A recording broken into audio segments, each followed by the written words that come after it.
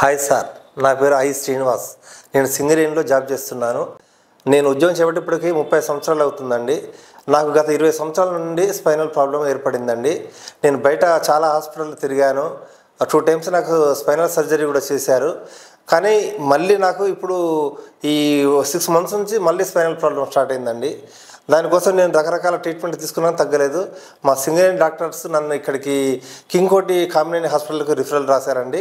ఇక్కడికి వచ్చాక డాక్టర్ గారు నాతోటి మాట్లాడి, మీకు ఈ ఆపరేషన్ మళ్ళీ నేను చేస్తా, ఏం కాదు ఈ ఆపరేషన్ వల్ల మీకు అని అంటే, నేను మా పిల్లల్ని భార్యని సంప్రదించినాక మాట్లాడతామంటే, లేదండి బాధ నీకు కానీ మీ పిల్లలకు కాదు, ఈ ఆపరేషన్ వల్ల నీకు వచ్చిన ఇబ్బంది ఏం లేదు, నేను మళ్ళీ తిరిగి యథావిధిగా కోలుకునేలా చేస్తానని చెప్పేసి సార్ హామీ ఇచ్చాడు.